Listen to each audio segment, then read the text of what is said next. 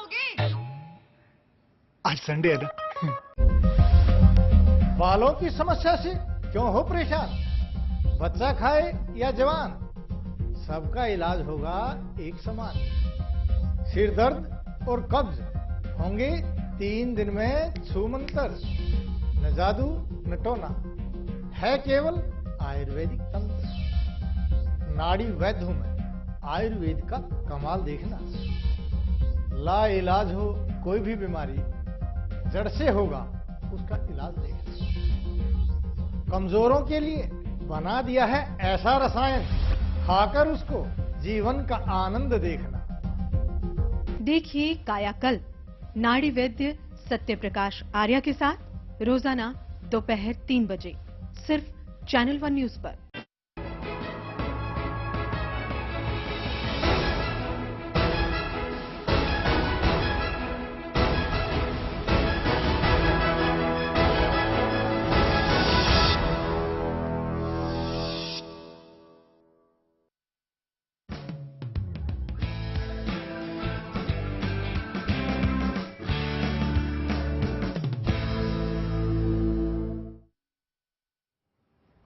नमस्कार, आप देख रहे हैं न्यूज लाइन और मैं हूं वंदना चंदेल। भूकंप के जोरदार झटके से आज भारत हिल गया, कुछ क्षणों के लिए सुन्न हो गया। आज न्यूज लाइन में बात करेंगे भूकंप में कैसे हिल गया भारत, लेकिन सबसे पहले बात करेंगे अमेरिका में आतंक रिटर्न की।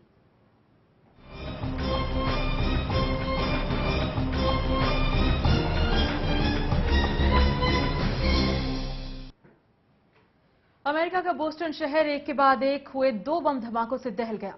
बोस्टन मैराथन के दौरान फिनिश लाइन के पास हुए 2 धमाकों में 3 लोगों की मौत हो गई, जबकि 100 के करीब जख्मी हुए।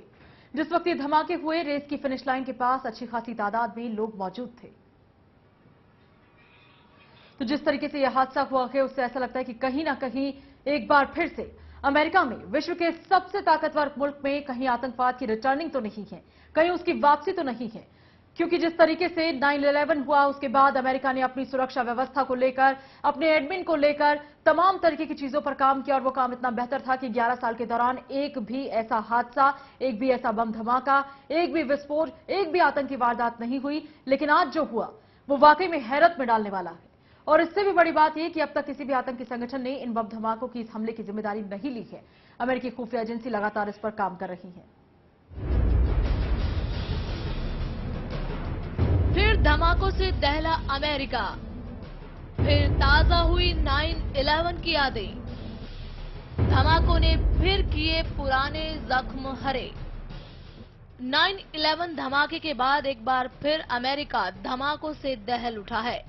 अमेरिका के बोस्टन में मैराथन दौड़ के आखिरी पड़ाव पर 2 धमाके हुए, जिसमें 3 लोगों की मौत हो गई, जबकि 150 से ज्यादा लोगों के घायल होने का अंदाजा है। बोस्टन के पुलिस प्रशासन के मुताबिक पहला धमाका मैराथन रेस खत्म होने के बाद फिनिशिंग लाइन के पास हुआ, जबकि दूसरा धमाका ठीक उसी के आसपास कुछ सेकंड बाद हुआ। धमाकों के बाद भी जांच एजेंसियों ने 2 बमों को निष्क्रिय किया। धमाका इतना तेज था कि कई धावक जमीन पर गिर गए और आसपास की इमारतों की खिड़कियों के शीशे तक टूट गए। हालांकि अभी तक किसी भी आतंकी संगठन ने धमाके की जिम्मेदारी नहीं ली है, लेकिन राष्ट्रपति बराक ओबामा इस पूरे घटनाक्रम पर नजर बनाए हैं। अमेरिका के राष्ट्रपति ने लोगों से संयम बरतने की अपील की है। बोस्टन धमाकों के जिम्मेदार लोगों को कीमत चुकानी होगी। हम लोग अभी तक नहीं जानते कि ये धमाके किसने किए और क्यों किए हैं। लोगों को कोई नतीजा नहीं निकालना चाहिए जब तक कि हमारे पास सारे तथ्य न आ जाएं। लेकिन किसी को भी कोई गलतफहमी नहीं होनी चाहिए। हम लोग इसके जड़ तक जाएंगे और खोज निकालेंगे कि ये किसने किए और क्यों किए हैं। बोस्टन मैराथन अमेरिका के सबसे बड़े खेल आयोजनों में से एक है और हर साल अप्रैल महीने के तीसरे सोमवार को मैराथन का आयोजन होता है। बोस्टन में आयोजित मैराथन में 90 देशों के करीब 28,000 लोगों ने हिस्सा लिया था, लेकिन धमाके के बाद यहां अफरा तफरी मच गई। धमाके के बाद अमेरिका में जहां सुरक्षा कड़ी कर दी गई है, वहीं घायलों की जानकारी के लिए इमरजेंसी हॉटलाइन सेवा शुरू की गई है। लेकिन इन धमाकों के बाद एक सवाल जरूर उठता है कि हर साल इतने बड़े स्तर पर शुरू होने वाली मैराथन में आखिर चूक हुई तो हुई कहां? Bureau report, channel 1 news.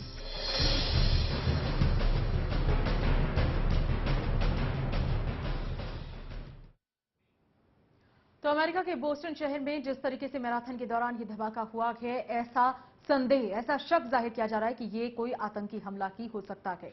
लेकिन उसके बावजूद किसी आतंकी संगठन ने चूंकि अब तक इसकी जिम्मेदारी नहीं ली, तो अमेरिका की खुफिया एजेंसीज के लिए ये एक बड़ी चुनौती और चैलेंज है कि आखिरकार हमले किसने करवाए, कैसे करवाए। ये तमाम चीजें जो है बड़ी अजीब सी बात है, इनको समझना और इस पर किसी कंक्लूजन को ड्रॉ करना बहुत मुश्किल है। आतंक रिटर्न की हम बात कर रहे हैं कि कहीं 11 साल बाद अमेरिका के हालात बदल तो नहीं रहे, कहीं फिर वो किसी आतंकी साजिश का शिकार तो नहीं हो रहा, कहीं अमेरिका ने 11 साल में अपनी जो साख बनाई, आतंक को लेकर जो लड़ाई करी, वो कहीं कमजोर तो नहीं पड़ती जा रही। हमारे साथ इस पर ज्यादा बातचीत करने के लिए इस वक्त मनोहर मनोज जी मौजूद हैं, जो कि वरिष्ठ पत्रकार हैं। अग्निमा दुबे हमारे साथ मौजूद हैं, जो कि पॉलिटिकल एडिटर हैं। साथ ही पीडी शर्मा साहब हमारे साथ मौजूद हैं, सुरक्षा मामलों के अच्छे खासे जानकार हैं और भारत सरकार को भी कई मसलों पर इस तरीके की सलाह वो देते आए हैं। पीडी शर्मा साहब, अमेरिका में आज जो हुआ, क्या लग रहा है आपको? क्या ये वाकई में कोई आतंकी साजिश थी या इन हाउस टेरर जिसे हम कहते हैं, डोमेस्टिक टेरर जिसे हम कहते हैं, ये ऐसा कुछ था? क्योंकि पहला मौका है कि 24 घंटे बीतने को, 24 तो नहीं लेकिन 12 घंटे बीतने को जरूर आए हैं, पर किसी आतंकी संगठन ने अब तक इसकी जिम्मेदारी नहीं ली। बिल्कुल आप ठीक कह रही हैं जी। किसी भी आतंकी संगठन ने यहां पर कोई जिम्मेदारी नहीं ली। ये इस तरह से हुआ है कि आज 15 अप्रैल इनका टैक्स डे है जी, और अगर हम इसको गौर से देखें जी, तो कोई भी हमारे को ऊपर से लेकर नीचे तक दाएं बाएं कहीं भी इस तरह से कोई अटैक का मुद्दा नजर नहीं आता जी। इस समय अमेरिका की अपनी position as far the terrorism is concern बड़ी स्ट्रांग है जी। वो हर चैलेंज को मीट करने के लिए एकदम तैयार है। तो ये किसी घर के भेदिए वाली बात होती है जी, उसने ये जरूर किया है, और ये हो सकता है कोई ये लोकल मुद्दा हो जिसको लेकर के अमेरिका में इस चीज की जो घटना हुई है उसमें से लगता है कि ये जैसे 2-3 बार पहले हो चुका है जी। 96 में हुआ, 95 में भी हुआ, 1995-96 में, तो वो इसी दरमियान में अटैक हुए हैं और इस तरह से इन्होंने जो इसके टेररिस्ट अटैक दिखाए, तो वो अगर हम उससे लिंक करें तो हम ये महसूस करते हैं कि जो बॉस्टन है जी, उसकी लोकेशन अमेरिका के नॉर्थ ईस्ट में है जी, और वो समुंदर के साथ में लगा हुआ है जी। बहुत ही सबसे पुराना वो प्रदेश है वहां का जहां पर केवल कैथोलिक्स ज्यादा रहते हैं जी, जी। और तो उसमें इस तरह का कोई चीज मुद्दा ही नहीं बैठता। तो ये केवल पीस को डिस्टर्ब करने के लिए और जो भी किया है या तो किसी इकोनॉमिक ग्रुप ने किया है या कोई अपना अच्छा, पीडी साहब, आपने जिक्र किया कि एक तो टैक्स डे होता है 15 जो है उनका, और दूसरा आप कह रहे हैं कि हो सकता है किसी इकोनॉमिक ग्रुप ने किया हो। अगर मेरी जानकारी सही है तो 50% ऑफ टोटल अर्निंग जो अमेरिकन हैं वो टैक्स पे करते हैं, हाईली टैक्स पेयर हैं शायद वो वर्ल्ड में। अगर मेरी जानकारी गलत हो तो आप मुझे दुरुस्त करें। क्या आपको लगता है कि टैक्स वहां इतना बड़ा मसला है कि इसके चलते कुछ इकोनॉमिक ग्रुप या कोई भी इस तरीके का शख्स महज इस रीजन से वहां पे बम विस्फोट या बम धमाके कर देगा? नहीं, मैं उस चीज के लिए अपने आप को करेक्ट करना चाहूंगा। ग्रुप का मतलब मेरा ये जो छोटे छोटे ग्रुप हैं, जो मैं कह रहा हूं घर के जो छोटे मुद्दे वाले ग्रुप हैं, वही मुझे लगता है। मुझे नहीं लगता कि कोई मेजर कोई टेररिस्ट ग्रुप ने किया हो या कोई रेशियल ने किया हो, ये मुझे नहीं लगता। चलिए, ये आपको नहीं लगता। फिलहाल मनोहर मनोज जी हमारे साथ हैं। पीडी शर्मा साहब जो कह रहे हैं, मनोज जी आप उससे सहमत हैं? आपको लगता है कि यही है, ऐसा मुनासिब लगता है? क्योंकि 95-96 की घटना का भी वो जिक्र कर रहे हैं जब इसी तरीके की वारदातें हुई और पता चला कि अमेरिकी को उसके पीछे हाथ है, कुछ ऐसे संगठन हैं। तो क्या ये कुछ ऐसा ही है? देखिए, आज जो अमेरिका की जो घटना है उसमें विस्फोट का एलिमेंट जरूर है, लेकिन अगर वारदात के हिसाब से देखा जाए तो 9/11 के बाद 2 बार जो स्कूलों में अटैक हुआ और जो सिख की हत्या की गई, मेरे हिसाब से उनकी जो प्रोपेंसिटी जो थी घटना के रूप में वो इससे ज्यादा थी। लेकिन चूंकि विस्फोट का एलिमेंट है और आतंकवाद दुनिया का एक सबसे ज्यादा सनसनीखेज सब्जेक्ट है, और अमेरिका ने 9/11 के बाद से जिस तरीके से अपने को चाक चौबंद किया और all round all over the world, न केवल अमेरिका में बल्कि अमेरिका के तमाम जो ठिकाने हैं दुनिया में, सब जगह उन्होंने अपनी सिक्योरिटी को जिस तरीके से चाक चौबंद किया, तो उसमें ये जो घटना घटी है, जब वो एक तरह से no tolerance to terrorism at any cost वो मेंटेन करते आए। और उसके बावजूद अगर बोस्टन जो कि एक बड़ा ही ऐतिहासिक और पुराना उनका एक बंदरगाह सिटी है जी, वहाँ ये घटना हुई है, तो बाकी जो इसके जो और जो एलिमेंट है उसके बारे में तो एक्सपर्ट लोग ही बताएंगे। जैसे बड़ा ही दिलचस्प पॉइंट बताया शर्मा साहब ने कि जो 15 अप्रैल जो टैक्स डे है और कोई इकोनॉमिक प्रेशर ग्रुप जो है किसी तरीके का अपना असंतोष दिखाना चाह रहा होगा, तो इसके जरिए धमाके किए होंगे। लेकिन वहां पर जो तमाम जो सर्वेलियंस है आतंकवाद को लेकर के वो इतने मुस्तैद हैं कि वहां इस तरीके की घटना घट गई। लेकिन मैं एक बात जरूर कहूंगा कि अमेरिका की जो आज की घटना है या पहले जो स्कूल में जो अटैक हुआ उससे पूरी दुनिया में आर्म्स को और जो कुछ डेटोनेटर हैं जो लाइसेंस के दायरे में हैं उस पर एक नया सवाल खड़ा हुआ है। और यूएन कन्वेंशन के जरिए और तमाम देश की सरकारों को इस बारे में पहल करनी चाहिए, विचार करना चाहिए कि क्या आर्म्स जो है लाइसेंस के जरिए देकर के भी क्या उससे सुरक्षा पाई जा सकती है। मेरी ये धारणा है कि आर्म्स यदि आप लाइसेंस के जरिए भी देते हैं तो वो कहीं ना कहीं घटना को ही अंजाम देता है, उससे सुरक्षा नहीं होती है बल्कि कोई ना कोई उससे वारदात ही घटित बड़ी मुद्दे की बात आपने यहाँ पे मनोहर जी कह दी है कि आम सुरक्षा के बहाने जरूर लिए जाते हैं, लेकिन असल में उससे कितनी सुरक्षा होती है नहीं, कहीं ना कहीं कोई वारदात उनकी वजह से जरूर घटती है। अग्निमा दुबे जी, आपको लगता है कि बोस्टन में आज जो हुआ 2 धमाके हुए, जैसा पीडी शर्मा साहब कह रहे हैं और जैसा मनोहर भी कह रहे हैं, क्या तर्क है इसके पीछे? क्यों हम ये मान लें कि ये आतंकी साजिश नहीं है, क्यों ऐसा माने? नहीं, जिस तरीके से अमेरिका में कहना चाहिए कि बहुत ही कड़े कहना चाहिए कि एक सुरक्षा के इंतजाम है। दूसरा लेकिन बात फिर वही आती है वंदना कि ये सुरक्षा के इंतजाम को किसी ने तो भेदा ही है, किसी ने भेदा है। लेकिन हम ये कह सकते हैं कि हम भारत में इस तरह के धमाके होते हैं तो हम लोग बहुत जल्दी नतीजे में पहुंच जाते हैं कि ये धमाका किसने कराया।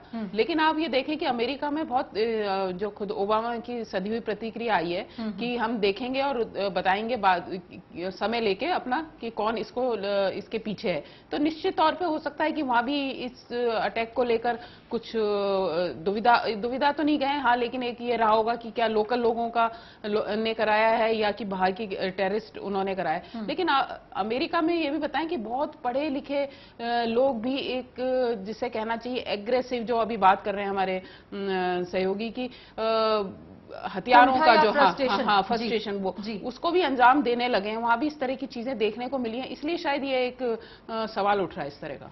बिल्कुल। पीडी शर्मा साहब, आप जरा हमें ये समझने में मदद करें, क्योंकि आपने बहुत अच्छे फैक्ट्स इस दौरान दिए हैं कि टैक्स रेट है, इकोनॉमिक प्रेशर ग्रुप ऐसा कर सकते हैं, असंतोष है, कई चीजें हैं।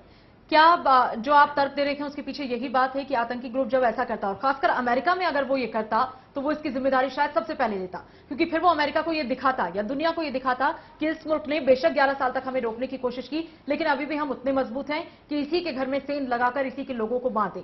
दूसरा, इसके पीछे एक तर्क मुझे ये भी नजर आता है कि ये हमला बेशक धमाके बड़े थे लेकिन 3 लोग मरे। हम संख्या को कम नहीं कह रहे हैं, लेकिन हम कह रहे हैं कि किसी आतंकी वारदात में शायद इससे कहीं ज्यादा लोग इसके शिकार हो सकते थे, कई ज्यादा लोगों की मौत हो सकती थी, जो नहीं हुआ। कई लोग जख्मी जरूर हुए लेकिन मौत सिर्फ 3 हुई है। आपका कहना बिल्कुल ठीक है, मौत केवल 2 या 3 की हुई है, 144 आदमी घायल हुए हैं जी। आप ये देखिए, अगर ये टेररिस्ट अटैक होता और जैसे तालिबान है वो भी जानते कि इस समय अगर तालिबान ग्रुप अगर हामी भरता है तो अमेरिका ऑलरेडी कई बार पाकिस्तान के बॉर्डर पर ड्रोन अटैक कर चुका है और उसने इवन ओसामा बिन लादेन को भी नहीं छोड़ा, अंदर जाकर के उसको पकड़ लिया जी जी। तो दे आर वेरी स्ट्रांग। तो ये जो हरकत हुई है, ये जो घटना हुई है, ये घटना घर के अंदर ही की जो साजिश है, इट्स पॉसिबल नहीं है उनके लिए। देखिए, ये रेशियल भी नहीं है इस समय जी। मैंने भी सुबह टीवी देखा था, उसमें कौन सा चैनल कह रहा था कि भाई उसमें एक काला आदमी देखने की कोशिश कर रहे हैं जी। तो वो भी नहीं मिला। अभी कह रहे हैं कि भाई सऊदी अरेबिया का एक आदमी। तो इस तरह से कोई भी हम कंक्लूजन नहीं ले सकते। ठीक है, स्पेकुलेशन हर एक चीज की होती है जी जी, परंतु जिसने भी किया है वो उसी तरह से जो 95 के अटैक हुए उसमें आपने देखा होगा कि वो भी इसी तरह के उन्होंने अपना ट्यूब में बना करके और छर्रे उड़ाए और लोगों को अटैक किया। तो ये उसी तरह की कोई हरकत है और टेररिस्ट अटैक मैं इसी को अपनी तरफ से नहीं मानता हूं। कल हो सकता है उसमें से निकल आए कि किसी ग्रुप ने अपनी या तो कोई स्केप करने के लिए कोशिश कर रहा हो, यहां से जाने की कोशिश कर रहा हो, और वो चुपचाप से बैठे हो, जब जाकर के बाहर बोलें कि हमने किया, वो बात दूसरी है। परंतु इस समय as for this thing concern के वहां जो कोने में जो ऊपर की तरफ नॉर्थ ईस्ट में ये बड़ा अच्छा मुल्क है, सबसे पुराना मुल्क है, जो एजुकेशन का सेंटर है, जो बिजनेस सेंटर है, जो डेवलपमेंट सेंटर है, और बहुत ही अच्छा उनका जो सलूक है और डिसिप्लिन है, तो उसमें इस तरह का बहुत ही सोची समझी साजिश के अंदर में किसी ने किया होगा और बड़ी प्रिपरेशन के साथ में किया होगा। अभी आप ये देखिए मैराथन रेस जो कि 26 मील की रेस होती है, उसका उन्होंने पूरा कैलकुलेशन किया हुआ है कि ये 26 मील के बाद में जिस समय आदमी आएंगे तो यहां पर इकट्ठे इतने होंगे, जिसमें मीडिया लगी होगी, जिसमें आदमी लोग इकट्ठे होंगे और बच्चे चारों तरफ इकट्ठे, लास्ट पॉइंट के ऊपर अगर हम ज्यादा से ज्यादा अटैक के अंदर उनको घायल कर सकें तो ये वो उनका मुद्दा जो है अचीव हो गया। तो ये गवर्नमेंट को भी मालूम होगा कि किस लिए कोई रोष किसी ने दिखाया है। तो ये गवर्नमेंट को मालूम, मेरा जहां तक ख्याल है कि उनको तो किसी न किसी को तो मालूम होगा, जो FBI इतनी कमजोर नहीं है, परंतु वो इसको सर्टेन करना चाह रहे हैं। सर्टेन करने के बाद में जब उनको पूरा मालूम हो जाएगा तब वो डिक्लेयर करेंगे कि ये इसने किया। बिल्कुल। और जिस तरीके से पीडी शर्मा साहब आप बता रहे हैं कि मुझे लगता है कि आप सभी के ख्यालात जो हमारे पैनल में मौजूद हैं काफी मिलते जुलते नजर आ रहे हैं। ऐसा पहली बार हुआ है, अमूमन हम किसी राजनीतिक मसले पर चर्चा करते हैं तो एक्सट्रीम व्यू पॉइंट्स मिलते हैं, लेकिन ये कुछ ऐसा है जिसमें सबको शायद यही लग रहा है। इसी चर्चा को जारी रखेंगे, हमारे तमाम जो गेस्ट हैं हमारे साथ बने हुए हैं, आप कहीं मत जाइएगा, छोटा सा ब्रेक और बहुत जल्द वापसी।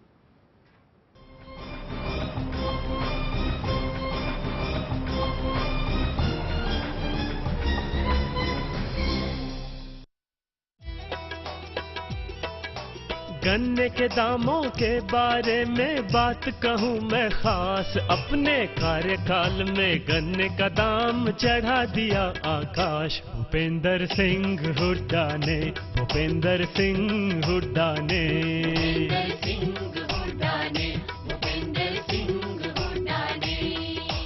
जहां पिछली सरकार ने 6 वर्षों के शासनकाल के दौरान गन्ने के दामों में केवल 22 रुपए प्रति क्विंटल की बढ़ोतरी की थी, वहीं हुड्डा सरकार ने अपने कार्यकाल के दौरान गन्ने के दामों में 159 रुपए की बढ़ोतरी कर इसे 276 रुपए प्रति क्विंटल तक पहुंचा दिया, जो देश में सर्वाधिक में से एक है। मुख्यमंत्री चौधरी भूपेंद्र सिंह हुड्डा ने चालू वित्त वर्ष में एक साथ 45 रुपए प्रति क्विंटल की वृद्धि की, जो देश में सर्वाधिक है।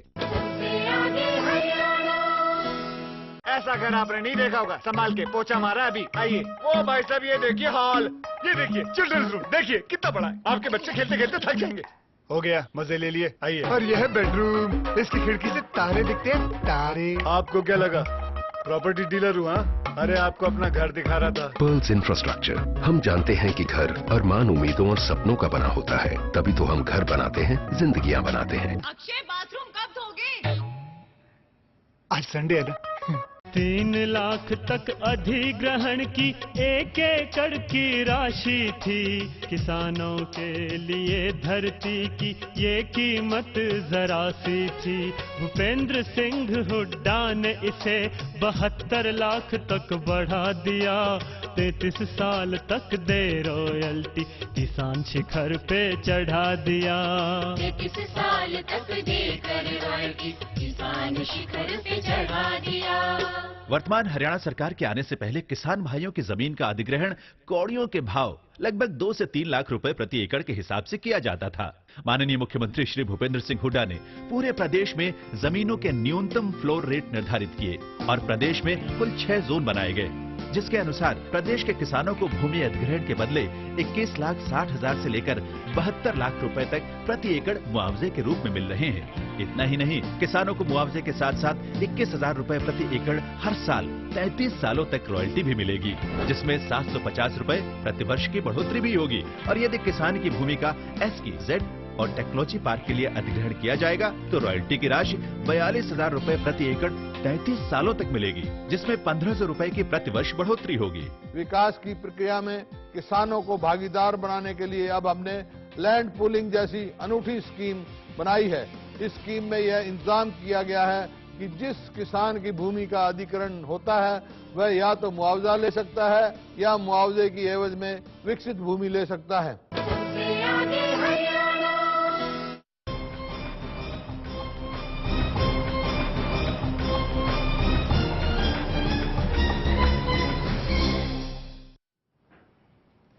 धमाकों से दहला आज अमेरिका, लेकिन क्या ये धमाके किसी आतंकी साजिश का नतीजा थे? क्या ये कोई बड़ी वारदात थी जिसे आतंकियों ने अंजाम देने की कोशिश की, या फिर ये इन हाउस टेरर या डोमेस्टिक टेरर किस्म की कोई चीज थी, जैसा जिक्र हमारे पैनल में मौजूद हमारे गेस्ट भी कर रहे हैं। इसी पर हमारी चर्चा लगातार जारी है। रिटायर्ड कर्नल रक्षा विशेषज्ञ पीडी शर्मा साहब हमारे साथ मौजूद हैं, मनोज जी हमारे साथ हैं, अग्निमा दुबे हमारे साथ हैं लगातार। और ब्रेक से पहले बहुत इंटरेस्टिंग फैक्ट जो है आज पीडी साहब हम लोगों को दे रहे हैं, और मुझे लगता है कि शायद लोगों को इस बारे में ज्यादा नहीं पता होगा कि 15 अप्रैल जो है वो अमेरिका में क्या मायने रखता है, लोगों के लिए क्या वैल्यू है, कैसे वो इन चीजों को देखते हैं। मनोज जी, आपसे मैं ये जानना चाह रही थी, क्या अमेरिका जैसी कंट्री में, जिसे हम कहते हैं कि विश्व का सबसे ताकतवर देश है, इकोनॉमिकली बहुत साउंड है, सबसे समृद्ध है, क्या वहां इकोनॉमिक फ्रस्ट्रेशन जैसी कोई चीज सस्टेन करती है, और अगर करती है तो क्या कॉजेज हैं उसकी? नहीं, ये बात तो है कि बोस्टन जो है उनका बहुत पुराना पोर्ट है जी। और आपको मालूम होगा कि अमेरिका में जो यूरोपीय लोग आए थे और वहाँ पर जो जॉर्ज वाशिंगटन के नेतृत्व में जो वो इंडिपेंडेंट मूवमेंट लड़ा गया था जी, वो बोस्टन की टी पार्टी ही उसका एक कल्मिनेशन पॉइंट था जी। 1787 में, अगर मैं गलत ना हूं तो। जी। और वह बोस्टन आज जो है वहाँ के स्पोर्ट्स, वहाँ के इकोनॉमी और वहाँ के वर्ल्ड के टॉप 30 सिटीज में शुमार होता है। और जिस तरीके से मैराथन रेस में इस घटना को अंजाम दिया, तो उससे ये बात जरूर है कि अमेरिका का कोई इनबिल्ट टेरर ग्रुप ही इस घटना को अंजाम दिया है, जो कि बिल्कुल एक तरह से फ्रस्ट्रेटेड ग्रुप है, जो सरकारों से नाराज है या उसका कोई इकोनॉमिक एंगल हो सकता है। तो वह एक बोस्टन एक सिंबोलिज्म बना है और एक वैसे इंटरनेशनल इवेंट्स में ये घटना को अंजाम दिया गया है। तो एक तरह से इसका एक बहुत बड़ा मायने है। भले ठीक है कि कैजुअलिटीज कम हुई है, घायल काफी लोग हुए हैं, लेकिन यह है कि ओबामा के लिए, जो कि सेकंड टर्म बड़ा मुश्किल से वो जीते और काफी सारी चुनौतियों और इकोनॉमिक प्रॉब्लम और जो स्कूल की जो घटना हुई उसके बाद से जो है ये उनके लिए बहुत बड़ा शॉकिंग पॉइंट है। बिल्कुल। अग्निमा जी, बोस्टन को क्यों चुना गया होगा, क्यों मैराथन रेस को चुना गया होगा, क्या आपको लग रहा है इसके पीछे क्या रीजन है? नहीं, बोस्टन की जो मैराथन है ये काफी फेमस है और 117 साल पुरानी रेस है और इसका अपना एक ऐतिहासिक, खुद रेस का भी अपना ऐतिहासिक महत्व है। जो स्पोर्ट्स में रुचि लेते हैं उनको पता होगा इसके बारे में, पूरा रेस के बारे में किस तरह से इसका पूरा एक पूरी नजर रहती है, कम से कम जो स्पोर्ट्स से रिलेटेड लोग हैं उनके लिए। तो बोस्टन, लेकिन बात अमेरिका के लिए मुझे लगता है आज ओबामा के लिए सोचने का विषय ये हो जाता है कि इतनी सुरक्षा के बावजूद भी इस तरह का अगर विस्फोट होते हैं, दो विस्फोट होते हैं, और इस तरह की गैदरिंग में क्या सिक्योरिटी चेक कैसे किए गए, इस तरह के जो सवाल हैं, क्या उनकी खुफिया एजेंसी के जो वो हैं वो कैसे विफल हुए, शायद ये उनके लिए भी सोचना होगा। कहीं ऐसा तो नहीं है कि 10 साल हो गए और थोड़े निश्चिंत भाव तो नहीं आ गए थे। मतलब एक होता है ना कि हो गए, काफी टाइम हो गया जो अटैक हुआ था 9 उसका। तो और इसमें उस अटैक को देखें और इस अटैक को देखें तो उसका वो बहुत बड़े स्तर का एक अटैक था जो पूरा हवाई जहाज से करा था। लेकिन ये जो एक छोटा अटैक किया है, लेकिन इसमें ऐसा लगता है मुझे अपना कि टेररिस्ट अटैक है। अब वो भले वहाँ अमेरिका के अंदर के लोग हों या बाहर के लोग हैं, इसे टेररिस्ट अटैक ही कहना चाहिए इसको, आतंकवादी। इसमें ये नहीं कि कुछ ग्रुप्स कर रहे हैं, ऐसा नहीं लग रहा मुझे कि कोई ग्रुप है, लेकिन सोचे समझे तरीके से कोई एक टेररिस्ट ग्रुप है, या किसी की कहना चाहिए कि कोई ना कोई लिंक आप देखेंगे बाद में कहीं ना कहीं बाहर से निकल के आएंगे। मुझे इस दौरान एक बड़ी दिलचस्प बात याद आ गई। एक बार कपिल काक साहब न्यूज लाइन में ही हमारे साथ बतौर गेस्ट मौजूद थे और उन्होंने एक बड़ी अच्छी बात कही। उन्होंने कहा कि कई बार ऐसा होता है कि सिमिलर जो लोग होते हैं, जिनके रंग रूप जो हैं वो एक से हों, जैसे हिंदुस्तान पाकिस्तान को लेकर अक्सर हम जिक्र करते हैं, तो आइडेंटिफाई करना मुश्किल होता है कि इनमें से कौन टेररिस्ट है या नहीं। बाहर से आने वालों को लेकर अमेरिका पहले से ही ओवर कॉन्शियस है। पीडी शर्मा साहब शायद इस बात पर हमें ज्यादा बताएं। पीडी शर्मा साहब, आपको लगता है कि अगर ये आतंकी वारदात होती है, अगर वाकई में सऊदी अरब के किसी शख्स ने या किसी तालिबानी ने या किसी रेशियल, जैसा आपने कहा कि एक चैनल ने इस बारे में भी जिक्र किया कि हो सकता है कोई ब्लैक आदमी वहां पर दिखा, उसने ऐसा किया, आपको ये चीजें फिलहाल लग नहीं रही है, लेकिन अगर ऐसा होता तो वो कंट्री जो अल्ट्रा कॉन्शियस, मनोज जी के शब्द में बोलो कि एक्सट्रीम कॉन्शियस है वो इन चीजों को लेकर, बाहर से आने वाले किसी भी इंसान को लेकर वो थोड़ी बहुत नजर जरूर रखते हैं, शक होने पर उनकी इन्वेस्टिगेशन किस हद तक जाती है ये आप हम सब जानते हैं। तो ऐसा लग रहा है कि ऐसा कुछ अगर होता तो शायद अमेरिका की जो पुलिस है, अमेरिका की जो इन्वेस्टिगेटिव एजेंसीज हैं, जो FBI तरीके की जो दूसरी नोडल संस्थाएं हैं उसके पास कहीं कोई डाउट वो लोग जरूर क्लियर करते, कोई क्लू उन्हें जरूर मिलता। और ये तब मुश्किल होता है जब आप में से ही किसी ने इस घटना को अंजाम दिया हो, तो आइडेंटिफाई करना या रिकॉग्नाइज करना बड़ा मुश्किल है। इसलिए शायद भीड़ में पता ही नहीं चला कि दोषी कौन है, किसने आके इसे रख दिया। थोड़ा सा फॉर ग्रांटेड लोग अपने लोगों के लिए हो जाते हैं। अगर ये बाहर से किसी मुल्क का होता जी, या 9/11 टाइप कोई अटैक होता तो वो कहानी ही दूसरी होती। अभी तक तो अमेरिका ने वो एक्शन ले लिया होता जी। अमेरिका इस मामले में पीछे नहीं रहेगा किसी भी हालत में। वो ये अच्छी तरह जानता है कि मुझे क्या करना है जी। और इसी की वजह से सारी दुनिया जो है चुपचाप से बैठी हुई है। और ये अभी तालिबान, जैसे मैंने आपको पहले भी कहा कि तालिबान पाकिस्तान से भी बोल रहे हैं, तारीख तालिबान वाले, कि हमने नहीं किया, यानी कि पहले ही कमिट कर लिया कि हमने नहीं किया। और सऊदी अरेबिया का तो इस समय क्योंकि वो उनकी अलाई है तो पॉसिबल नहीं है। मैं नहीं मानता उसमें। हाँ, ईरान का हो सकता था, या जो अभी कोरिया का चल रहा है, मिसाइल लगी हुई है, नॉर्थ कोरिया, साउथ कोरिया, और उनके खिलाफ में कोई अगर इनके मान सकते थे कोई ऐसा हो, कोई ग्रुप इस तरह से उनका चला। और इस तरह से अभी इतनी ज्यादा टेंशन क्रूप नहीं हुई है जिससे कि वो आकर के या अमेरिका जो है उनको कोई नुकसान पहुंचाए। तो उससे भी ये जोड़ना बिल्कुल इस समय ठीक नहीं होगा। मैं ये सोचता हूं कि जैसे ये 2 अटैक हुए हैं और 100 फुट के अंदर ही हुए हैं, और देखिएगा वो 13 सेकंड के बाद हुए हैं। इसका मतलब ये है कि जो अटैक किया गया है वो प्री प्लान किया गया है, कि जैसे कोई अटैक होता है तो सब लोग भाग के जाते हैं, देखेंगे भाई बम फटा है, चलो भाई सबसे पहले रेस्क्यू भागना शुरू कर देते हैं, अफरा तफरी सी हो जाती है। अफरा तफरी से हो जाती है। नहीं, जो FBI के आदमी होंगे या एम्बुलेंस के आदमी होंगे वो सीधे सीधे जाकर के उनको बचाने की कोशिश करेंगे। पुलिस वाले हैं वो पहुंचेंगे, उनके पास में जाने की कोशिश करेंगे। तो वो ये चाहते थे कि गवर्नमेंट के एजेंसीज को भी उससे चोट पहुंचे। तो पहले तो जो पहुंची चोट जो मैराथन में भागने वाले थे उनके तो हुई, तो दूसरा जो अटैक है उसमें ये देखने वाला है कि इतने कितने आदमी और घायल हुए। तो इस तरह से ये जो अभी हम ये सोचते हैं कि ना तो ये अभी हम ये कह सकते हैं कि ये रेडिकल है या फिर ये क्रिमिनल है। तो क्रिमिनल में भी जैसे मैं आपको पहले बोल चुका हूं, ये सोची साजी उसके तहत में किया गया है और ये इंटरनल ग्रुप है और जिसने ये किया है। और अभी ये देखिए कि वहां की आबादी केवल 6,50,000 की आबादी है और इतना वेल एस्टैब्लिश वो देश है, वहां पर किसी को कोई कुंदा खोई नहीं सकती है। ये तो केवल 1-2 आदमी ऐसा कुछ होगा जो अंदर से है, जिसने ये सोचा होगा।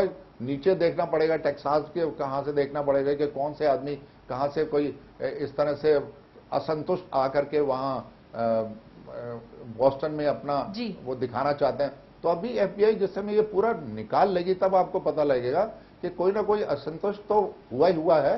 और वो जहां तक उम्मीद है वो इस चीज का इसमें से लिंक निकलेगा। बाहर वाला मैं नहीं समझता, बाहर वाले तो अभी तक अमेरिका के प्लेन भी चल पड़े थे और कुछ ना कुछ तो उद्घाटन कर ही देता, जहां तक मैं ये सोचता हूं, क्योंकि उनकी पॉलिसीज बिल्कुल है, they are strict about terrorism, they have taken the वो कि हम उसको छोड़ेंगे नहीं। तो जहां ये चीज है तो ये बहुत छोटा सा भी मुद्दा जो सामने चला आ रहा है कि इस तरह से जो आज का अटैक हुआ, तो ये एक इनके लिए और लेसन हो गया है। अब ये लेसन लर्न करेंगे कि हमारे को ये चीज हुई और अगली बार ना हो। अभी देखिए उनके साथ साथ में ये CCTV हैं और ये जो इनके पास जितनी फुटेज आएंगी कैमरे से आएंगी या जो मोबाइल से उन्होंने लिया होगा, वो डेफिनेटली उसको लेकर के उसको सर्वे करके उसको स्टडी करके वो कोई ना कोई उसमें, क्योंकि बाहर वालों को बहुत ही शौक होता है। बिल्कुल। और रक्षा विशेषज्ञ के तौर पर अगर आप अमेरिका की पॉलिसीज को लेकर इतने भरोसेमंद नजर आ रहे हैं PD शर्मा साहब, तो मैं समझ सकती हूं कि विश्व के जो दूसरी कंट्रीज हैं उनका अमेरिका के लिए क्या रुख होगा। वो जानती है कि अगर कहीं कोई गलती कोई चूक की तो इसका खामियाजा भुगतना पड़ेगा, क्योंकि अमेरिका अपनी पॉलिसी के तहत ऐसी चीजों को लेकर बहुत स्ट्रिक्ट है। जैसा आपने कहा, बहुत बहुत शुक्रिया, आपने अपना कीमती समय दिया और इतने इंटरेस्टिंग फैक्ट आपने हमारे व्यूवर्स के लिए दिए। बहुत बहुत शुक्रिया PD शर्मा साहब आपका इस बातचीत में शामिल होने के लिए। तो अमेरिका में जो हुआ वो आतंक रिटर्न है या नहीं, ये इन्वेस्टिगेशन के बाद पता चलेगा। लेकिन बतौर रक्षा विशेषज्ञ जिस तरीके से PD शर्मा साहब ने कुछ कई तथ्य जो सामने रखे हैं, उससे नहीं लगता कि ये बाहर के किसी शख्स ने इस वारदात को अंजाम दिया है। हालांकि सच क्या है ये पूरी तस्वीर इन्वेस्टिगेशन के बाद ही साफ होगी। रुकते हैं छोटे से ब्रेक के लिए, ब्रेक के बाद लौटेंगे तो बात करेंगे भूकंप की, जिसने आज उत्तर भारत समेत विश्व के एक बड़े हिस्से को दहला दिया। छोटा सा ब्रेक, बहुत जल्द वापसी।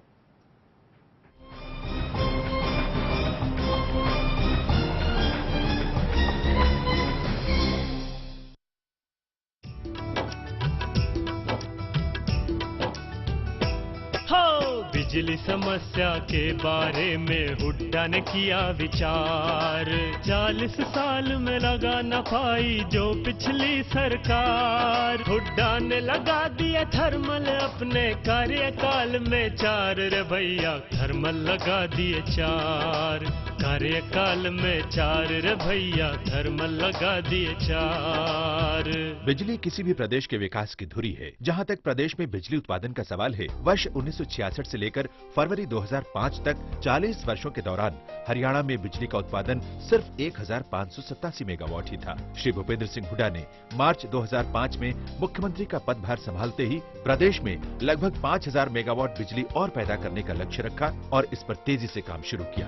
प्रदेश में वर्तमान सरकार के कार्यकाल के दौरान अब तक 3712.8 मेगावाट बिजली उत्पादन में अतिरिक्त बढ़ोतरी हुई है, जिनमें 600 मेगावाट यमुनानगर में, 1200 मेगावाट खेदड़ हिसार में, 1500 मेगावाट झाड़ली में और 1320 मेगावाट खानपुर में शामिल है। पूर्ववर्ती सरकार के कार्यकाल के दौरान जुलाई 1999 से फरवरी 2005 तक बिजली उत्पादन में केवल 724.4 मेगावाट की वृद्धि हुई थी, जबकि वर्तमान सरकार के कार्यकाल के दौरान अब तक 3712.8 मेगावाट बिजली का उत्पादन करके 3 गुना से भी अधिक की बढ़ोतरी की गई है। प्रदेश में इसके अतिरिक्त 250 मेगावाट बिजली अक्षय ऊर्जा से भी मिलेगी। अब हरियाणा में बिजली का कुल उत्पादन 5300 मेगावाट हो गया है।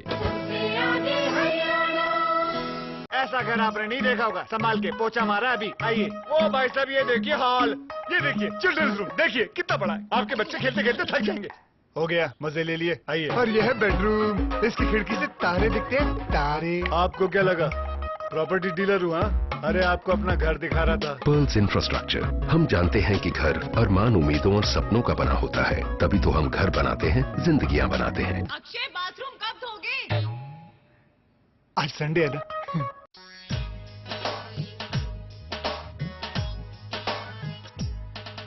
विकास की झड़ी लगी, विकास की झड़ी, हुड्डा ने लगा दी है विकास की झड़ी। विकास की झड़ी लगी, विकास की झड़ी, हुड्डा ने लगा दी है विकास की झड़ी। भूपेंद्र सिंह ने जन जन का कल्याण किया, आधुनिक हरियाणा का निर्माण किया। आधुनिक हरियाणा का निर्माण किया। आधुनिक हरियाणा का निर्माण किया।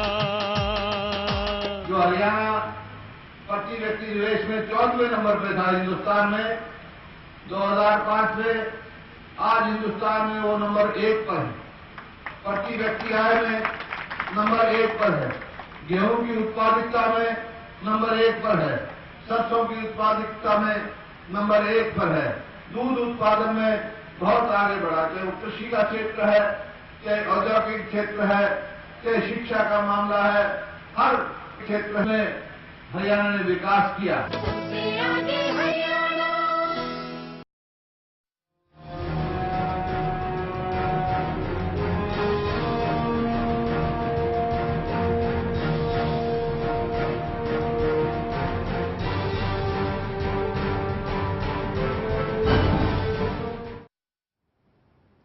भारत, पाकिस्तान और ईरान में आज शाम भूकंप के तेज झटके महसूस किए गए।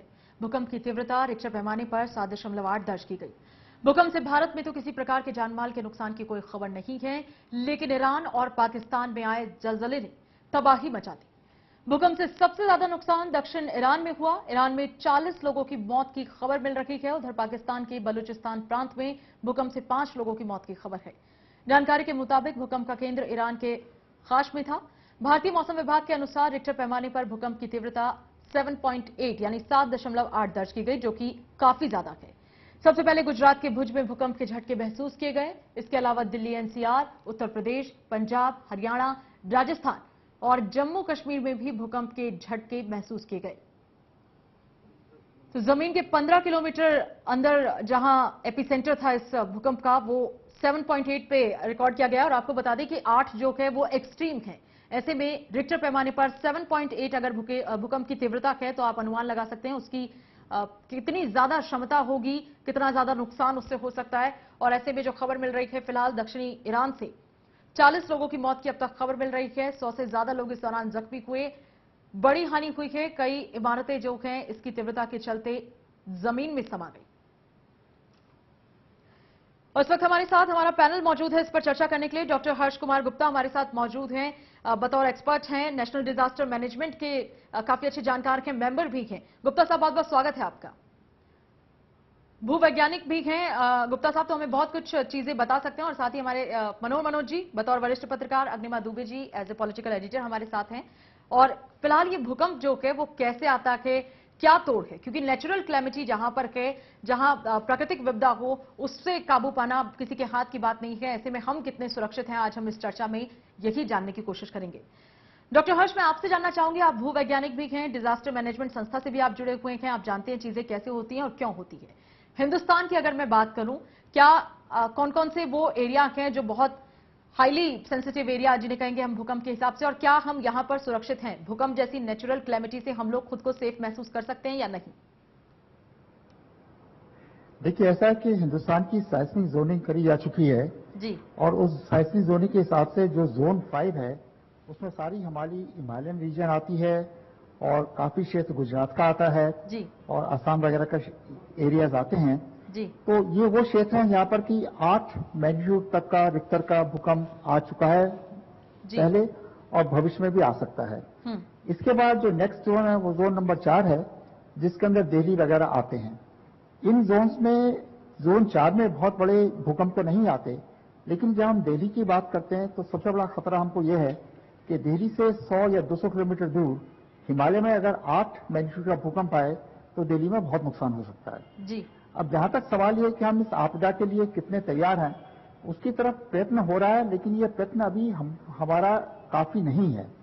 उसका कारण एक बहुत ये भी है कि हमारे यहाँ जो कंस्ट्रक्शन वगैरह, एक तो पुराने कंस्ट्रक्शन बहुत हैं और एक नए कंस्ट्रक्शन भी बहुत होते जा रहे हैं, और हम लोग जो हैं वो ठीक से ये विचार नहीं करते कंस्ट्रक्शन से पहले कि वहां पर हम भूकंप विरोधी तरकीब का इस्तेमाल करें जी। इसके अलावा कई एरियाज ऐसे हैं, खासतौर से दिल्ली में, जहां पर की बहुत ही थिक सेडिमेंट्स है, जमुना के एरियाज हैं जी। इन एरियाज के अंदर सॉइल लिक्विफेक्शन की बहुत संभावना रहती है और उससे जो बिल्डिंग्स हैं जो कि इस ऊपर के 15-20 फीट सतह पर निर्धारित रहती हैं, जिनकी जड़ें उससे नीचे नहीं जाती, उनको बहुत हानि हो सकती है। अच्छा, ये भी मैं आपसे कहना चाहूंगा जी जी कि दुनिया में काफी प्रगति हो गई है। अगर आप देखें तो मैक्सिको जैसे देश में भी जब 7 मैग्नीट्यूड का भूकंप आता है तो लोगों की जानें नहीं जाती, जबकि अगर आप हेती का, आपको शायद याद होगा कि 2010 में हेती में एक 7 मैग्नीट्यूड का भूकंप आया था जी, जिसमें 3 लाख लोग मरे थे जी। तो in nutshell what I am trying to say कि हम भूकंप आज के दिन फोरकास्ट नहीं कर सकते। हम ये भी नहीं बता सकते कि कब भूकंप आएगा, लेकिन हमको वो एरियाज मालूम है कि जहां पर भूकंप आने की संभावना है, जहां पर कि पहले भूकंप आ चुके हैं और भविष्य में भी भूकंप आएंगे। तो हमको एक रेजिलियंट सोसाइटी डेवलप करनी है जी। हमको अपना ऐसा एनवायरमेंट बनाना है जिससे कि भूकंप आने पर असर ना हो। तो उस तरफ हमारे प्रयत्न काफी हैं इस रास्ते में। बिल्कुल गुप्ता साहब, आपने बड़ी अच्छी अच्छी बातें बता दी हैं और बहुत सही आपने कहा कि कहीं ना कहीं हम लोगों को ये समझना होगा कि इसके बारे में प्रेडिक्ट नहीं किया जा सकता, भविष्यवाणी नहीं की जा सकती, लेकिन अगर आ जाए तो बचने के लिए टेक्निक्स का इस्तेमाल करना होगा। वो टेक्निक कितनी पॉपुलर है या नहीं, इस पर भी चर्चा करेंगे। लेकिन हमारे व्यूवर्स के लिए आप ये भी बताएं, क्योंकि लोग इस बात से बहुत ज्यादा परिचित नहीं है कि भूकंप किस कारण से आता है। आपने कहा हम इसके बारे में प्रेडिक्ट नहीं कर सकते, लेकिन क्या हम इसके कॉज को जानते हैं, क्या रीजन है, क्यों आता है? देखिए, भूकंप आने का मुख्य कारण यह है कि जो हमारा ये आउटर शेल है धरती का जी, उसकी थिकनेस 30 से लेकर 60 या 70 किलोमीटर तक है जी। और ये बाहरी परत जो है वो 7 मेजर प्लेट्स में विभाजित है जी। और ये प्लेट्स एक के with respect to one other ये मूव करती रहती हैं और इनके मूव करने से स्ट्रेन एक्युमुलेशन होता है और स्ट्रेन एक्युमुलेशन होने से जब वो स्ट्रेन जो है वो जो रॉक है उसकी कॉम्पिटेंस से बढ़ जाता है तो भूकंप आता है। तो इसलिए आप देखेंगे कि सबसे ज्यादा भूकंप सर्कम पैसिफिक बेल्ट पर आते हैं जी, जहां पर कि 70% दुनिया के भूकंपों की एनर्जी वहां निकलती है। इसके बाद करीब 20% भूकंप आते हैं अल्पाइन हिमालय बेल्ट पर, जिससे कि हमारा ताल्लुक है जी। इसके बाद जो बाकी 5 या 10% भूकंप है वो समुद्रों के बीच में या स्थायी क्षेत्रों में आते हैं। तो इनका मुख्य कारण भूकंपों के आने का ये प्लेट मूवमेंट ही है और ये प्लेट मूवमेंट जो है उसकी वजह से स्ट्रेन्स एक्युमुलेट होते हैं और जब ये स्ट्रेन्स जो हैं वो रॉक की स्ट्रेंथ से बढ़ जाते हैं, आगे निकल जाते हैं तो भूकंप आते हैं। यही इसका मुख्य कारण है। यानी जब वो प्लेट्स आपस में टकराती हैं तो भूकंप आते हैं और ये प्लेट्स जो हैं वो रेगुलर मूव करती रहती हैं। तो ये एक ऐसा प्रोसेस है जिस पर आपका कोई कंट्रोल नहीं है, ये हम समझ पा रहे हैं। मनोहर जी हमारे साथ भारत का ही सवाल जी कहिए गुप्ता साहब। हाँ, जैसे हम भारत का अपना सवाल लें जी, तो गोंडवाना लैंड था करीब 180 मिलियन ईयर्स अगो, जहाँ पर कि Bharat, south America, south Africa, Australia सब साथ साथ थे। तो वहाँ भारत वो गोंडवाना लैंड टूटा और भारत ने मूव करना शुरू करा नॉर्थ ईस्ट और करीब 60 मिलियन ईयर्स अगो वो यूरेशियन प्लेट से टकराया और उसके साथ ही हिमालय का जन्म हुआ। और जितने आप देखें एटलस पर के जितनी ये पर्वतीय श्रृंखला है उन सबका कारण ये प्लेट मूवमेंट ही है और ये अभी भी चल रहा है। अभी भी भारत जो है करीब 4.5 से 5 सेंटीमीटर प्रति वर्ष मूव कर रहा है नॉर्थ ईस्ट डायरेक्शन में। तो उससे जो स्ट्रेन एक्युमुलेट होता है उसी से भूकंप आते हैं। चलिए, बड़ी ये रोचक जानकारी आपने हमें दी, बहुत बहुत शुक्रिया इस जानकारी के लिए, बहुत अच्छा लगा। लेकिन क्या डिजास्टर मैनेजमेंट जो है वो किस तरीके से इसमें कारगर है, ये मैं आपसे जरूर पूछूंगी डॉक्टर गुप्ता। लेकिन फिलहाल मनोज जी, आप आर्थिक चीजों को लेकर भी बहुत अलर्ट रहे हैं, आपने बहुत इस पर काम किया है। आप समझते हैं ईरान जैसे किसी देश के लिए या हिंदुस्तान जैसे किसी देश के लिए ये जो नेचुरल क्लैमिटी है, खासकर हम बात करें भूकंप की ही, जो आज ईरान में आया है और 2001 में हमने देखा गुजरात में, किस तरीके से कितना बड़ा खतरा है इकोनॉमी के लिए? देखिए, इकोनॉमी को सीधे सीधे प्रभावित करता है। देखिए, आजकल जो आपदा प्रबंधन है, जो कैलेमिटी मैनेजमेंट या डिजास्टर मैनेजमेंट, जिस भारत सरकार के बड़े NIDM इंस्टीट्यूट से गुप्ता साहब ताल्लुक रखते हैं, और जब ये भारत में जब सुनामी की जो घटना हुई 2004 के दिसंबर में, उसके बाद से आपदा प्रबंधन को टॉप प्रायोरिटी दी गई। NIMDM का काफी रोल बढ़ा और उसमें जो तमाम जो मिनिस्ट्रीज हैं या हमारा जो उसके लिए एक CRF का एक बाजाबता फंड बना हुआ है एग्रीकल्चर मिनिस्ट्री में, कैलेमिटी रिलीफ फंड। तो आप जानते हैं कि कैलेमिटी एक तरीके से नहीं आता है, भूकंप है, जो टाइड्स हैं, सुनामी है, साइक्लोन है, उसके बाद फ्लड है, ड्राउट है, बहुत सारे एपिडेमिक्स हैं। तो इसमें सरकारों की एक बहुत बड़ी अग्नि परीक्षा है कि तमाम आपदाओं का कैसे प्रबंधन करते हैं, क्योंकि वो आपदा किसी के वश में नहीं है, न सरकारों के वश में है, लेकिन प्रिकॉशन जरूर लिया जा सकता है। जैसे कि गुप्ता साहब ने बड़ी अच्छी बात कही कि जो नए बिल्डिंग्स बन रहे हैं उसमें जो है क्वेक्स, एंटी क्वेक्स मेजर को कितना अपनाया जाता है, किस तरीके से उसका नक्शा बनाया जाता है, कैसे उसके प्लिंथ डाली जाती है, इसको टॉप प्रायोरिटी दिया जाए। इसमें नो टॉलरेंस वाली स्थिति लाई जाए कि किसी तरीके की कोई कोताही न बरती जाए। जो हिमालयन रेंज है या जो गढ़वाल का रेंज है, जो बड़ा ही क्वेक प्रोन इलाका है, वहां पर जो है इस तरीके की कोई भी निर्माण कार्य जो है उसमें उसको पूरी टॉप प्रायोरिटी दी जाए। इकोनॉमी को, मनोज जी, इकोनॉमी को कैसे ये प्रभावित करता है? क्योंकि बहुत सारे लोग समझते हैं कि ठीक है, अर्थक्वेक आया या कोई भी नेचुरल क्लेमिटी आई, लोग ठीक हो जाएंगे, चीजें रिकवर हो जाएंगी, लेकिन हम लोग जानते हैं आंकड़े के हिसाब से पूरी की पूरी इकोनॉमी को वो कई बार डिस्ट्रॉय कर देता है। सिर्फ गुजरात के ही उस दौरान आंकड़े जो है काफी बदल गए। 2001 में ही कई मेजर चेंजेस वहां की इकोनॉमी दिखे, अप डाउन कई सारे दिखे। ईरान में आज जिस तरीके से हुआ, या खेती का जो एग्जांपल दिया अभी डॉक्टर गुप्ता ने, कितना असर पड़ता है और कैसे असर पड़ता है और क्या उससे रिकवर किया जा सकता है? भारत में तो देखा जाए तो एक तरह से कैलेमिटी, सीरीज ऑफ कैलेमिटी आती रहती हैं अलग अलग रूपों में, अलग अलग राज्यों में। आपने उड़ीसा में देखा कि 50,000 लोग साइक्लोन में मारे गए। सुनामी में जो है कम से कम 12-13 हजार लोगों की जान गई, तो लाखों मकान ध्वस्त हो जाते हैं, पशुधन की बर्बादी होती है, खेती की बर्बादी होती है। तो उसके लिए आपका एक परमानेंट फंड काम कर रहा है और अर्थव्यवस्थाओं को तो बिल्कुल नुकसान तो करता ही है। गुजरात में आपने जिक्र किया, गुजरात में जो है कक्ष का एक तरह से बिल्कुल नए सिरे से निर्माण हुआ। और जो इसको लेकर के जो रिस्क है, तो आपका इंश्योरेंस जो है इन सब चीजों को एड्रेस करता है। मुंबई में बहुत अतिवृष्टि हुई करीब 5-6-7 साल पहले, सामान्य से 3 गुनी ज्यादा बारिश हुई, तो वहां इंश्योरेंस कंपनियों को बहुत सारे क्लेम जो है वो भुनाने पड़े।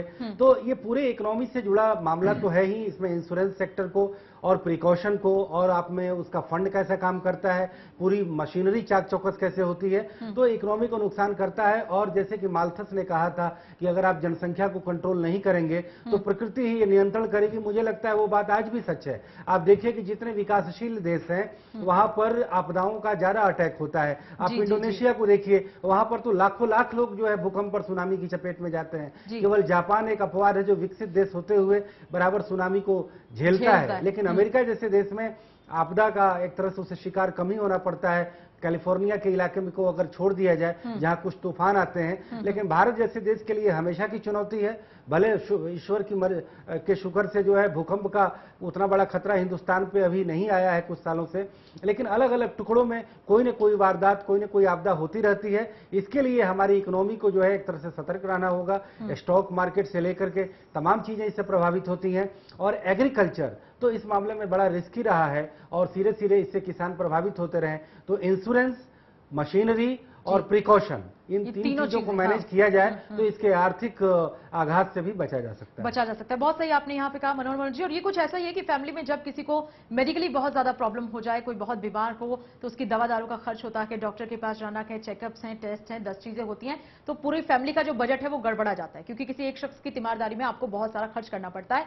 तो अगर कहीं भी इस तरीके की नेचुरल क्लेमिटी होती है किसी मुल्क में, मुल्क के किसी हिस्से में, तो सीधे तौर पर उसकी जो अर्थव्यवस्था है उस पर सीधा प्रभाव पड़ता है। अग्निमा दुबे जी, क्या किया जा सकता है इन चीजों को, डैमेज को कंट्रोल करने के लिए? मोर और लेस हमें यही करना होगा, क्योंकि हिंदुस्तान का, जैसा आप पहले भी जिक्र कर रही थी ब्रेक के दौरान, हमारे दर्शक उस दौरान हमें सुन नहीं रहे थे, लेकिन मैं चाहूंगी उसकी आप चर्चा करें कि कितना ज्यादा सेंसिटिव एरिया है हिंदुस्तान में और किस तरीके की सिचुएशन इसके बाद पैदा हो सकती है। वंदना, मैं इसमें थोड़ा सा एक चीज जोड़ना चाहूंगी और मुझे लगता है कि गुप्ता जी भी इस पे बताएंगे। जो न्यूक्लियर प्लांट्स बन रहे हैं कंट्रीज में, एक वो बहुत बड़ा खतरा हो गए हैं। अभी ईरान में भी 9 अप्रैल को एक अर्थक्वेक आया, इसी में उसमें भी 37 लोग ईरान में अभी मरे हैं। अभी कितने दिन हुए हैं आप लगाइए, 10 दिन भी नहीं हुए हैं। और वहां भी न्यूक्लियर प्लांट पे ये हुआ था कि कहीं खतरा नहीं आ जाए। अब इंडिया में भी इस तरह के सवाल उठते हैं कि न्यूक्लियर प्लांट्स बनाए जा रहे हैं, और आपने देखा है कि विरोध भी बहुत होता है उस तरह का। जापान में जब आया तो वहां भी न्यूक्लियर प्लांट का वो बिल्कुल उसके कारण भी काफी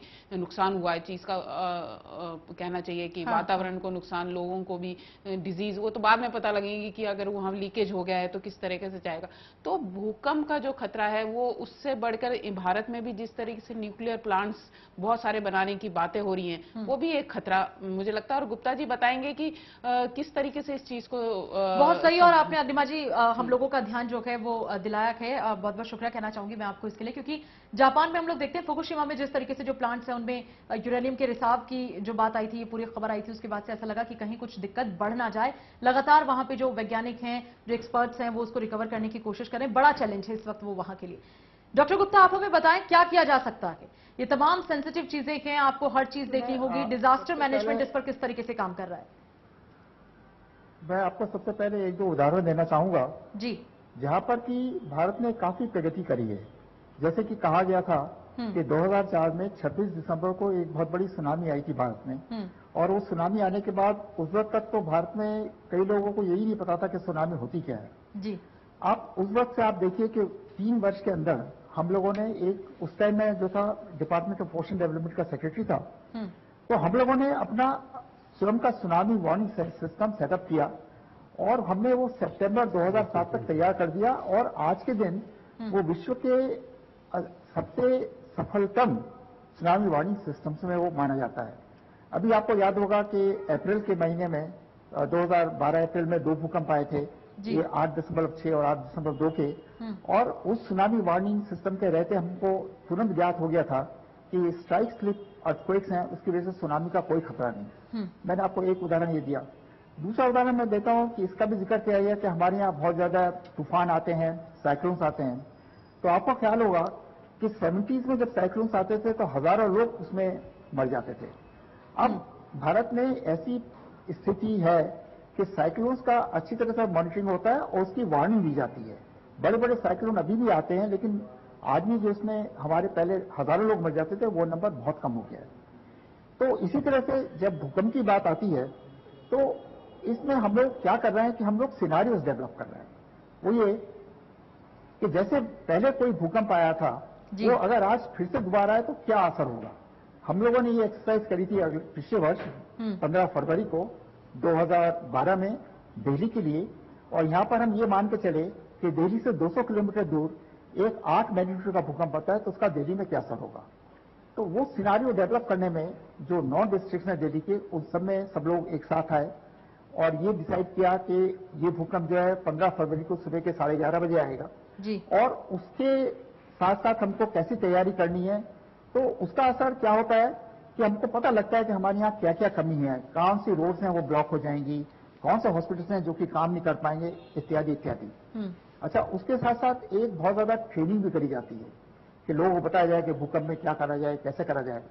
इसके बाद 5 मार्च 2012 को एक छोटा सा भूकंप आया।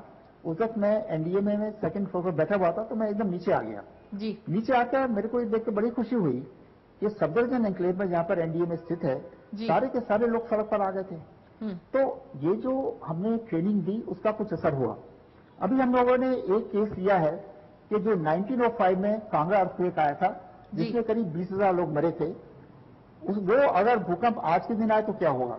अब हुआ क्या है कि 1905 से लेकर 2012 तक एक तो आबादी बहुत बढ़ गई है, और इसके अलावा हमारा कंस्ट्रक्शन जो है डिटेरियोरेट कर गया है। पहले क्या होता था कि पहाड़ी इलाकों में लोग सिंगल स्टोरी मकान बनाते थे, लकड़ी के मकान होते थे। अब वो लकड़ी अवेलेबल नहीं है, तो मल्टी स्टोरी स्ट्रक्चर्स बने हैं, और वो बहुत ही खतरनाक सिचुएशन है। तो हम लोगों ने जब ये सिनारियो डेवलप करा 8 मैग्नीट्यूड ऑफ भूकंप लेके, तो हम लोगों ने ये पाया कि अगर हम उसकी सारी इंटेंसिटीज दें, उसके ऊपर हम जो है टाइपोलॉजी डालें मकानों की और पॉपुलेशन डेंसिटी डालें, तो अगर ये भूकंप रात के 12 बजे आता है तो हरियाणा, पंजाब, हिमाचल प्रदेश और यूनियन टेरिटरी ऑफ चंडीगढ़ में 7 से 8 लाख लोग तक भी मर सकते हैं। ये जो आप लोगों ने एक फिक्शन बेस पे ये जो आकलन किया, ये आप उसके बाद बता रहे हैं कि ये स्थिति हो सकती है, मतलब 7 से 8 लोग इस जोन में मर सकते हैं। बिल्डिंग्स इतनी बन गई है, पॉपुलेशन इतनी है, तो उसमें सबसे बड़ा खतरा हुआ। बहुत सरप्राइजिंग है, और मुझे लगता है कि लोगों को ये फैक्ट्स पता होने चाहिए। हाँ, तो ये बात फिर हम लोगों ने ये जो 4 स्टेट्स थी, मतलब 3 स्टेट्स और एक यूनियन टेरिटरी, वहां के जितने भी एडमिनिस्ट्रेशन थे, चीफ मिनिस्टर्स थे, गवर्नर थे, सबके साथ बात करी, उनको बताया, टेबल टॉप एक्सरसाइजेस कराई। तो ये हरकत 1 साल तक होती रही, और 13 फरवरी को फिर से 11:30 बजे हम लोगों ने उसका रिहर्सल करा, लोगों को दिखाया, और उसके बाद मैं आपको बताऊं कि अखबार भरे पड़े थे इस खबर से। तो एक तरह से लोग जो नींद से उठने वाली बात है, देखिए मैं आपको एक छोटी सी बात बताता हूं कि जब भूकंप आएगा तो आप क्या करेंगे। उस वक्त तो आप नहीं सोच सकते ना कि मैं कहां जाऊं, क्या करूं। छोटी सी बात है कि हम सब लोग आधा समय या तो अपने घर पे रहते हैं, या अपने ऑफिस में रहेंगे, स्कूल में रहेंगे, या जो भी हम काम कर रहे हैं। तो हमको दोनों जगह पता करना चाहिए कौन सी सेफ जगह है जहां पर हम जा सकें। वो बात हम जब भूकंप आने का झटका आएगा उस वक्त हम नहीं सोच सकते। तो ये छोटी छोटी बातें हैं। गुप्ता जी आपसे एक चीज जानना चाह रही थी, गुप्ता जी आपसे एक थोड़ा सा ये जानना चाह रही थी, जो कंस्ट्रक्शन में अभी वेबसाइट भी देख रही थी आपकी डिजास्टर मैनेजमेंट उसकी, कि उसमें आप लोगों ने कहा है कि जो मकान बनने चाहिए या जो बिल्डिंग्स बननी चाहिए, जो उसमें आपने सुझाव दिए, वो लोग कितना फॉलो हो रहे हैं, मेट्रो सिटीज में कितना फॉलो हो रही है वो चीजें, थोड़ा सा बताएंगे या नहीं हो रही है फॉलो? देखिए ऐसा है कि हमारा जो मैंडेट है उसके अंदर ये चीज नहीं आती। ये स्टेट गवर्नमेंट का मैंडेट है कि फॉलो करें कि क्या हो रहा है या नहीं हो रहा। So we are basically telling what we should do, what we should not do and how we should do. उसको फॉलो करने का मैंडेट एनडीएमए का नहीं है, और वो बहुत बड़ा काम है। अच्छा, आपने कहा कि आपने इसका जिक्र, जो आपने डेटा भी हम लोगों को बताया कि 7 से 8 लाख लोग मर सकते हैं, और वाकई में बहुत बड़ा आंकड़ा है। मुझे सोच के भी ऐसा लग रहा है कि एक सिरहन सी हो रही है कि अगर कभी ऐसा हुआ तो यहां से वहां तक 8 लाख लोग हैं जो नहीं रहेंगे, कितने घर तबाह हो जाएंगे। आपने कहा चीफ मिनिस्टर से, जो गवर्नर्स हैं उनसे, सरकारों से भी आपने इस मसले पर बातचीत की, कितना कॉपरेशन उनका इन चीजों को लेकर दिखता है? क्योंकि बात करने के बाद उनको ये भी बताया कि इससे हम कैसे निजात पा सकते हैं। ये मतलब हम भूकंप को टाल नहीं सकते, बिल्डिंगें खुद भी गिरेंगी, लेकिन नुकसान कम हो उसकी क्या तरकीब है। ये सारी बातें हम लोगों ने 6 महीने तक उनके संग ट्रेनिंग करी, लैपटॉप एक्सरसाइजेस करी, और उनको इमरजेंसी ऑपरेशन सेंटर्स क्रिएट कराए। तो इस सारी एक्सरसाइज से एक तरह से उनको ज्ञान दिया इस बारे में कि क्या किया जाए। और सबसे बड़ी बात जो हम लोग कर रहे हैं, हम लोग जो हैं वो हाई स्कूल के स्टूडेंट्स को पकड़ रहे हैं, because that is a group of children 15 से 16 साल की एज ग्रुप के। उनको अगर कोई बात समझ में आ जाए तो घर जाके देखते हैं कि हमारा घर सुरक्षित है कि नहीं है, और वो भविष्य के सिटीजन नहीं है। तो उसको लेकर हम लोगों ने एक प्रोग्राम बनाया, जो कि हम एक दिन में बच्चों को लाकर 1000-2000 बच्चे जितने भी हों, उनको 1-2 मूवीज दिखाते हैं अर्थक्वेक के बारे में कि क्या होता है। इसके बाद 1-2 भाषण, कॉमन लेक्चर्स, और उसके बाद इंटरेक्शन 2-3 घंटे, और उसमें इतने अच्छे बच्चे सवाल पूछते हैं। तो मेरे को लगता है एक तरह से जागरूकता पैदा हो रही है भारत में, और अच्छा, अगर वैसे हम वैसे इसमें डॉक्टर जो गुप्ता, प्रयत्न हम- एक्चुअल में हम लोगों को क्या करना चाहिए अगर कभी सुनामी जैसी कंडीशन हो या अर्थक्वेक की स्पेशली हम लोग आज बात कर रहे हैं? बाहर निकल जाना ये तो हम सबको पता है, लेकिन कई बार क्या है, जैसा मल्टी स्टोरीज हैं, कंजस्टेड एरिया है, आप बाहर गली में निकल गए, मोहल्ले में निकल गए, अगर बहुत ज्यादा पावरफुल भूकंप है, उन्हें भी गिरना है, ऐसे में क्या क्या बेस्ट है हमारे लिए? बाहर तो निकल ही जाएंगे, अगर घर में कहीं फंस गए या किसी भी जगह फंस गए तो क्या? मल्टी स्टोरेज में तो अगर आप ऐसे कमरे में जहाँ पर कोई मजबूत मेज वगैरह है तो ब्लैक कवर की जो पॉलिसी है कि आप उस मेज के नीचे घुस जाएं, तो कम से कम अगर सर पे छत वगैरह या कुछ चीजें गिरी तो उससे आप बच पाओगे। लेकिन एक तो मेरी अपील है सिटीजन से कि जो भी आप बिल्डिंग में रह रहे हैं उसको आप देखिए कि वो बिल्डिंग कहाँ पर है, किस तरह से बनी हुई है, वहां पर कितनी थिक सॉइल है वहां पर, और उस तरह के मेजर्स लिए गए हैं उस बिल्डिंग को बनाने में कि नहीं, ये चीज आप आज भी चेक कर सकते हैं। और ये एज ए सिटीजन हमारा हक है कि हम जाने कि जहां पर हम रह रहे हैं वो सेफ जगह है कि नहीं। लेकिन आप मुझे ये भी बताएं डॉक्टर गुप्ता कि हम कर क्या सकते हैं करंटली? अगर अभी मुझे पता चले कि बहुत तेज भूकंप आने वाला है, क्या करना है मुझे? बाहर निकल, अगर मैं फंस गई हूं कहीं पर तो क्या किया जा सकता है? शायद आवाज नहीं पहुंच रही है, लेकिन इतना जरूर मुझे लगता है हमारे व्यूअर्स समझ गए होंगे कि आपको ये देखना होगा कि आप जहां भी नए फ्लैट्स ले रहे हैं या कहीं भी जहां भी आप अपने घर की व्यवस्था कर रहे हैं तो क्या चीजें हैं जो आपको देखनी होंगी, वहां तमाम जो सुरक्षा मेजर्स हैं वो हैं या नहीं, ये भी चेक कीजिए। और अगर आप कहीं फंस गए हैं तो सबसे बेहतर यही है कि कोई भी स्ट्रांग चीज, अगर वो लोहे की है या लकड़ी की है या जहां भी कहीं आपको लगता हो कि इसके नीचे बचाव है, कहीं फंस जाने पर आप उसका सबसे पहले आसरा रहें, ये सबसे बड़ी बात है। इन सबसे अच्छा ये है कि आप हर चीज के बारे में जाने, जागरूक हो, आप समझे कि नेचुरल क्लेमिटी जब आए तब आपको क्या करना है और क्या नहीं करना। इसी के साथ वक्त नहीं है अब हमारे पास, अपने तमाम मेहमानों को मैं शुक्रिया कहना चाहूंगी। बहुत बहुत शुक्रिया मनोज जी आपका, शुक्रिया अग्निमा जी आपका, डॉक्टर गुप्ता आपका भी बहुत बहुत शुक्रिया अपना कीमती समय हमें देने के लिए। इसी के साथ न्यूज लाइन में फिलहाल इतना ही। आप देखते रहिए चैनल 1 न्यूज।